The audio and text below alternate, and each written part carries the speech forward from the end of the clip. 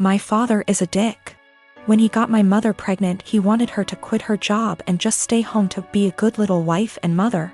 He is very well off due to a trust fund and he doesn't really need to work. My mother refused and divorced him. Because of a prenup she got very little and he moved back to Europe. His parents never knew about me and my mother had a good profession and I never really wanted for anything. My grandmother and grandfather, her mom and dad were awesome. And I got to spend my summers exploring the wilds of Western Canada with them. My father never paid the child support he should have. Like I said, it did really matter. My mom makes good money and she gave me a great life as a child. I'm getting married. I met the love of my life at university and we have been together for 8 years. He is a wonderful person and he really is my lobster. His family is from the same city as my father and they are a huge rambunctious bunch. Because of a lot of intermingled business and personal relationships, my parental grandparents found out about my impending wedding, and me I suppose. They have been in contact and want to come to Canada to meet me and my fiancé, who I guess is a grandson of an acquaintance of theirs. Small world. When they found out that my father had basically abandoned me to fend for myself in this world, this is honestly how they see it. They were pissed to say the least. It is very funny because we are decidedly upper middle class here. So long story short, they had their lawyer calculate the amount of child support my father should have paid with interest, and the cost of my post-secondary education. They then gave my this as a gift. What I didn't know was that it came out of my father's yearly draw on his trust fund. He is furious because it is obviously a sizable amount and it will very much affect his finances for at least the next 2 years. He may need to, get a job. He has been contacting me and telling me that his current wife and children will be negatively affected if I don't give him back this money. I don't really need it. And I guess I am entitled to it, and I am getting a trust fund now as well.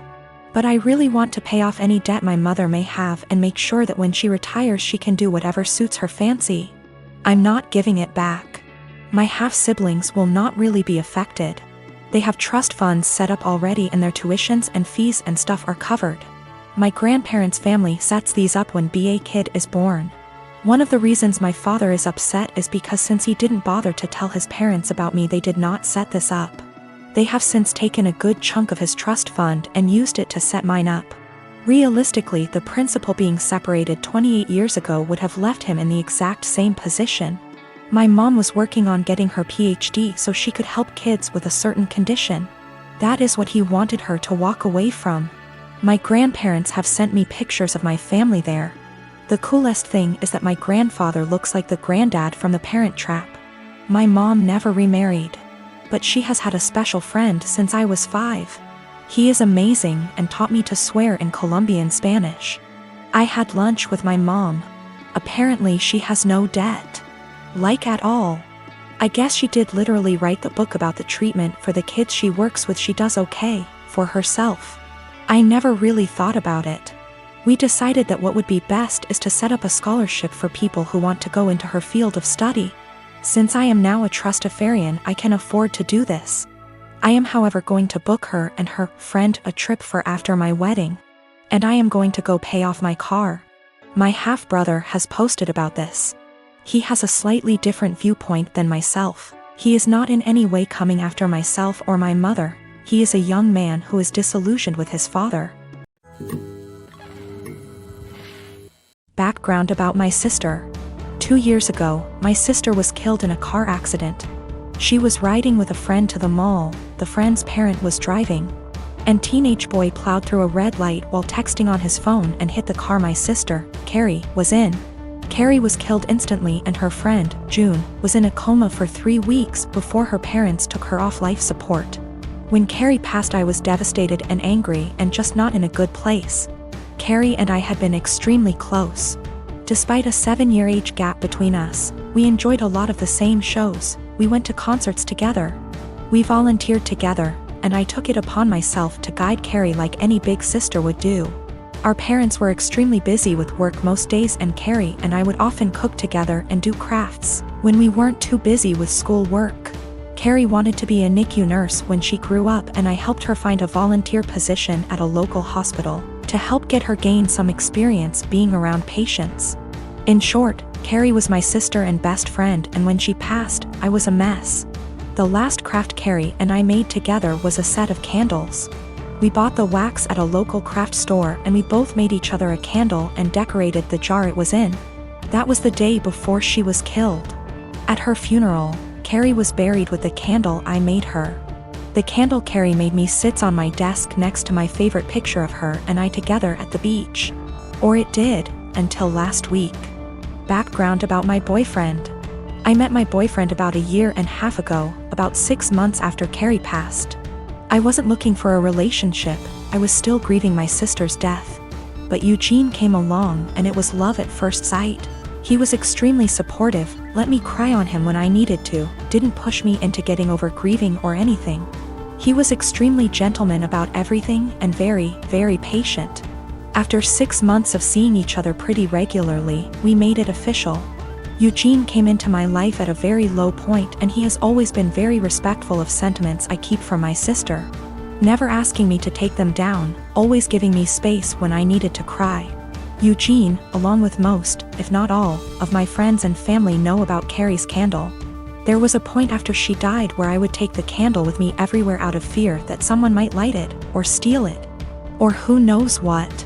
The point is, that candle was and still is a very important part of my life and something that my sister made for me and me alone. When Eugene and I moved in together about 4 months ago, I packed away most of the reminders of my sister and put out the candle and picture on my desk.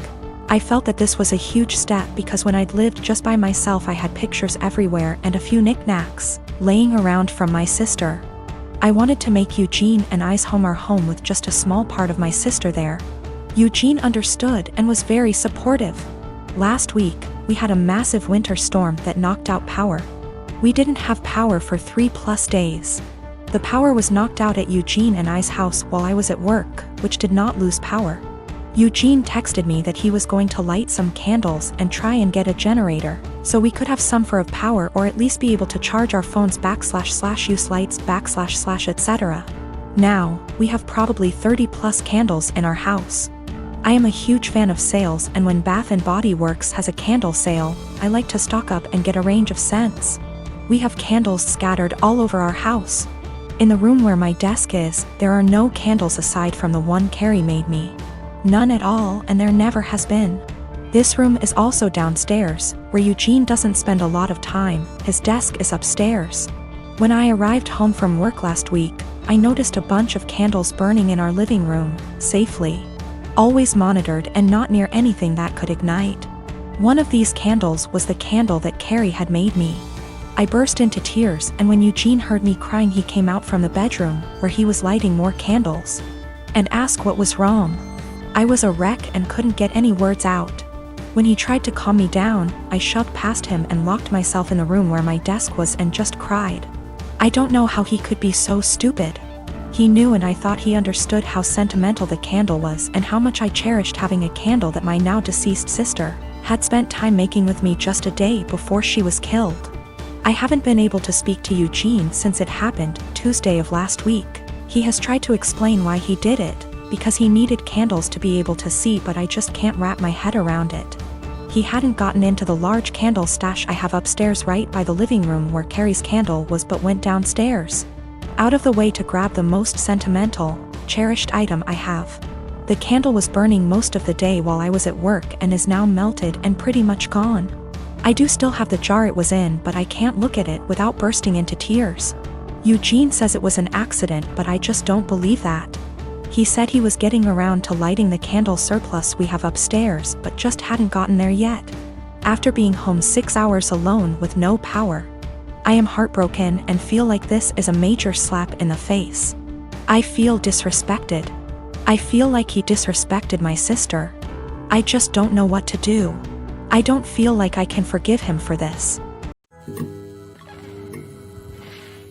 Dan and I have been married for 3 years and 8 months ago welcomed our amazing son into the world. He was very planned and wanted, and motherhood had been transformative for me. I was able to take for 1/2 months maternity leave before going back to work. Without going into too many details, we both work white-collar jobs that require professional attire. A normal workday look for me is a skirt or pair of slacks, a silk blouse, pumps or boots depending on the weather. But always with a heel because I'm 5 foot nothing, maybe a blazer if I have a big meeting. Dan wears a suit almost every day. I also style my hair and do some makeup for work every day. This is what I wore before our son was born and what I continue to wear. Dan and I are pretty even in sharing parenting duties. I tend to take mornings because I'm more of a morning person than Dan. A normal morning for me starts early, short workout, shower, get baby up, get ready. Get baby ready and baby off to Dan because the daycare is on Dan's way to work. I'm normally dressed at the tail end of this process, but I keep my robe on over my clothes in case my son wants to give my outfit something to remember him by on our way out the door. For the last month or so, Dan has been more irritable than normal in the morning. There have been side comments if he gets up and I'm drying my hair or getting dressed. Basically, if I'm not 100% focused on my son in the AM. Our son is happy playing and supervised, so I just chalked it up to morning moodiness, but it's been getting worse. Last night, I brought it up in what I thought was a neutral, non-confrontational way. Basically, his answer was this: his mom was 100% a mom after her kids were born. She gained a fair amount of weight after she had kids and never tried to lose it. She wore sweatpants every day and works a job where she wears a uniform, so if she wasn't in her work uniform she was in sweats and a t-shirt. She never did her hair or makeup. Her entire identity was being a mom, and she shared with me how hard it was to watch her kids start their own lives. Dan thinks I don't care about our son as much as he does since I worked on losing the baby weight and still put effort into my appearance. I feel like keeping this part of my identity actually helps me be a better mother. I love my son, but I'm still me and I still have the things I like to do. Dressing well my identity actually helps me be a better mother. I love my son, but I'm still me and I still have the things I like to do. Dressing well, blowing out my hair and doing my makeup are therapeutic to me. Now that being said, my son is my life, and if I knew that not doing those things but guarantee him a happy, healthy life, I would stop immediately. I told Dan that my son and I have our morning routine and he gets lots of time and attention before I go to the office. Dan said he wasn't looking to fight, but he just wanted me to think about my priorities and my time management. I'm a native French speaker from Canada, but I have a very pronounced Acadian//Kayak accent. For those who don't know, it's pretty much a mix of French and English with some local dialect thrown in there. Pretty common in the Maritimes, where I still live. I'm perfectly bilingual in both languages. I started dating my boyfriend, who only speaks English, about 4 years ago and spent a lot of time with his family. They've all been really great, except for one of his aunts. She says she was a French teacher in Anglophone schools for over 40 years up until a year ago and even studied in France. And she insists on only talking to me in French. I agreed at first since I didn't want to be rude to his family, but it's getting super weird. I don't understand how she was able to teach kids English or how she comes up with most of her sentence. Like I have to guess 90% of whatever she says and hope I'm right because it makes absolutely no sense. Example. She said, "A la citrouille la tarte va bien dans ma bouche," which roughly translates to the pumpkin a pie goes well in my mouth, when she meant, "This pumpkin pie tastes delicious." She constantly criticizes my accent and tries to correct my pronunciation of certain words, and tells me I need to pick a language. When I accidentally say something in kayak, speaking proper Francais standard is actually getting harder for me since I've been only studying / working in English. So last night during dinner she started going on about how Acadians were uneducated and made no effort to properly learn a language, which is total BS, and obviously weirdly directed at me. For the rest of the night I stopped guessing what she was trying to say to me in French, acting like I didn't understand anything, and started correcting her as well, which was pretty much every single sentence she said. I wasn't trying to be rude or aggressive about it, but after a while she gave up on the French and ignored me for the rest of the night. Turns out she was super pissed and told everyone I was trying to embarrass her in front of everyone. Looking back, I think I might have taken it too far by not stopping after 2 to 3 sentences, and I feel bad. My boyfriend said I was being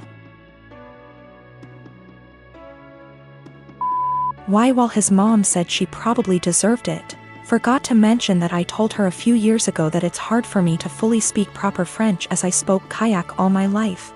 Tried to explain Acadian culture, she wasn't having it, surprise, and she stopped for a while but is now doing it again.